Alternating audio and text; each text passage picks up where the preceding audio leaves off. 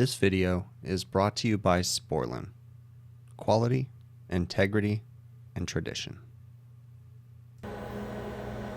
So I'm currently waiting for security to come and open up the door. I had an emergency service call last night where we had an exhaust fan go down, and once I get through this door I'll explain everything and it'll unfold into the disasters that usually do entail my job duties. So this is my exhaust fan in question. Here's what happened. They called me out late last night, about 9 o'clock at night, or 8:30. They had to shut down the restaurant. Well, first off, they called me and said all of our exhaust fans are down. And I go, okay, so you stopped cooking? And they said, no, we just stopped cooking on one side, which is this side right here. And I go, if all your exhaust fans are down, because they only have two and they have a really high temperature kitchen, I said, you need to shut down the restaurant because you're gonna set off your fire suppression system. So they ended up shutting down, and I came out, and what I found was that the motor starter, and I'll show a picture of it right now, blew apart. It was burnt. You can clearly see that something is wrong inside this motor starter. There's a big burn mark. And then as I transition to this next picture where I had pulled the motor starter out, you can see how the whole inside of it, something blew up inside the motor starter. So I disconnected voltage, came up onto the roof, started ohming things out to ground. Nothing was grounded. Went ahead and turned off the disconnect switch, bypassed the motor starter temporarily, turned on power, and found that I did not have three-phase 460 or 460 at this disconnect switch. I had like 290 on one leg, so I was clearly missing a leg. So I followed the conduit back, which goes all the way over to this other side, right over here, and I had 463 phase at the junction box right there. So I went downstairs, turned it off, and what I found was in this conduit right here, we had a shorted out wire. And it shorted out, here it is right here, shorted out, and actually two of them shorted out because this one blew apart. So, but then what I found is up at the motor's burnt inside. You can smell it, so they burnt the motor. So here's my cluster right now. This is a very difficult motor to get and change. And I need to fix this, and we need to put a new motor starter on there. This thing is supposed to have a VFD on it, but it's a whole mess. So we have a conventional motor starter on it for now because of the mess, and I'll explain it in the recap. So I got to try to get this motor off, and I'll show it to you guys right now. It's a nightmare. Or this is weird, I usually don't have one of these. I happen to have one of these exhaust fans sitting at my shop for another one of these identical restaurants, but another location. Worst case scenario, if I can't get the motor out or find the motor, because that might be a difficult motor to source, I will change this whole exhaust fan, okay? Here's the thing, I understand people are gonna be like, oh my gosh, how can you change an exhaust fan for a motor? But you gotta think about the downtime. This restaurant already lost money and reputation because they had to shut down early yesterday. To not be able to open Saturday morning is not an economical thing for them, okay? They have to be open to save face. So we have to get them running ASAP. This is really difficult because that's a 4-foot ladder. You know, it's just a mess. So here's the fan, and here's my dilemma. So we've got a normal welded base mount, okay? It's a rigid mount, but look in here, and it's hard to see, but look at my set screws all the way down in there. And then on top of that, there's a keyway in here, which this is all doable. It's just how much time do I have? So I'm gonna go ahead and loosen these guys up. And it's a nightmare because this is, I mean, you know, there's no space to get a wrench in there. I'll show you guys a trick. I don't know if it's gonna help us or not. Use a long extension. It's still gonna be difficult, but use a long extension. You can get it in there. On that's the perfect size. And then just use something to twist this. You can use a wrench or channel locks or something like that. I've had to do this before, so you have to kind of do a few things. But I have a long one so you can get real leverage on it. So, okay, I'm gonna rant right now. This is the stupidest exhaust fan design I've ever seen, okay? Direct drive motor. How do you get the shaft way in there that goes on the hub loose? You would think, hey, get a pulley puller or whatever. But look at the bottom of the wheel, it's flat.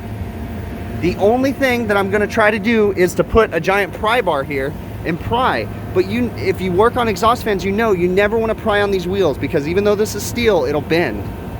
This is so ridiculously dumb. This is why I brought that. I actually have that entire exhaust fan in my van. I brought it just in case. So I got the set screws out. They're out now. I've got lubricant in there. But now I need to get this damn wheel off. This, I have to say, is the dumbest design. I don't like to talk crap on manufacturers or anything like that, but this is ridiculous. So just like I thought, this is epically stupid. So I'm gonna try to show you guys here. I couldn't find my pry bar, but I have a piece of EMT. So when you use something like this, it's not a good idea to use a pry bar because it's only pushing on one point. You notice at the other end, it's pushing up on the base of the fan, this top piece, right? But right here, it's only pushing right here. And when I pull on it, it flexes the wheel. So if you pull hard enough, you'll end up bending the wheel and then throwing it out of balance. So if it doesn't come off like butter, you never want to pry on those wheels, especially as they get cheaper and cheaper. And so I can't be prying on this thing. And there's really no way to get up in there and get to that reverse hub. This is just so dumb. I guess, no, but even still, what you could do, I guess, is loosen the motor and try to pry up on the base of the motor, but then these little air veins or whatever these are gonna get bent too. This is just a horrible, horrible design. So this is gonna lead to them getting a whole new exhaust fan. Now, forbid I didn't have one of these exhaust fans sitting at my shop, they would be SOL. This is freaking nuts. I'm completely baffled right now as to how stupid this is. I literally, it's Saturday morning. I've got other techs coming to help me right now because I got to get this exhaust fan all the way from there. What a nightmare. This is just the dumbest thing. I'm dumbfounded. All right, so we got this assembly apart, and there's just really no way to do this. Luckily, I had this extra fan. I mean, this is insane. Like, there's no way to get in there and properly pry to get that wheel separated. And it's not like you could really get anything under here because there's a bar going across, so you can't wedge something and try to separate the motor. It's just nuts. So we are currently waiting for another technician to come out. We've got a new exhaust fan. This one's got a 20-inch wheel instead of an 18-inch wheel, so we're hoping we don't have overamp issues. But here's the base is the same, 28 inches, but the top of the fan is bigger. So, and the fan gets a couple hundred extra CFMs. But because I don't have a frequency drive on this right now, we're gonna have to get one, but we need an electrician to do it for us because it's just a mess. So all right, so this is the clean fan, and I want to show you guys this because this is ridiculous. So if you look in there, the hub of the wheel is on the opposite side of normal, and the hub will go through that recessed hole. So the only thing stopping the wheel from hitting this top is these vanes. So if you try to pull the motor up and pull on the hub, you're gonna bend these vanes. There's really no way to do this. This is nuts. So we're getting ready to start this guy up and test amperage and stuff.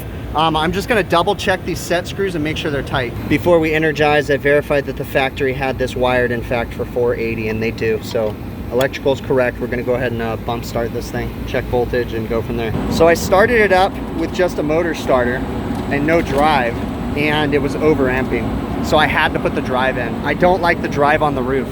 We've tried to put this drive on the roof before and it overheats up here. But the problem is we're gonna have to put it downstairs, but it's just gonna involve an electrician and everything. So we have it wired in right now. It's safe. The stuff's all protected and everything. And I have it programmed for the right overcurrent, and we're maxed out right now. There is some programming things I'd like to adjust, but we have the exhaust fan running for the restaurant, so this way they can operate. And we're up and running. All right, to recap, this was a service call, an overtime service call Friday night, emergency exhaust fan down. This particular restaurant only has 2 exhaust fans, okay? So that's why it was such an emergency.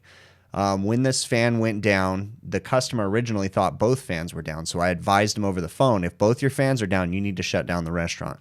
When I arrived, in fact, there was only 1 fan down, so I let the customer know, there is a difference between both or none, and I explained, how to check and all that good stuff. But I mean, essentially just there was smoke pulling up from one hood and not from the other, okay? So anyways, they ended up shutting down. By the time I got there, I found that there was some major electrical issues in the motor starter cabinet, okay? The motor starter itself had blown apart, It was just, disintegrated. This is the motor starter right here. It smells burnt. There's a direct short, and the contactor's stuck in the closed position. Right after I found that, I went ahead and shut off main power. The breaker was not tripped. This is the scary part, okay? So the breaker didn't trip whenever this issue happened. What I couldn't show and didn't explain in the video was the next step I did was went up onto the roof, checked it out, checked for direct shorts, nothing. Then I went back downstairs and I found that I had to disconnect this motor starter to go ahead and bypass it, okay? And when I disconnected it, I had to shut off the hood control panel. And for some reason, the system was wired incorrectly. Okay, this shouldn't happen this way, but when I shut off the hood control panel, the entire fire alarm went off. The audible fire alarm, okay, strobes and all that stuff. Luckily, there wasn't any customers in the building because they had already been shut down, but it was, 9 o'clock at night, and this is a major shopping mall, and the fire alarm goes off. So told the customer, we'll have to figure that out later. The customer silenced the alarm, but then the fire department showed up.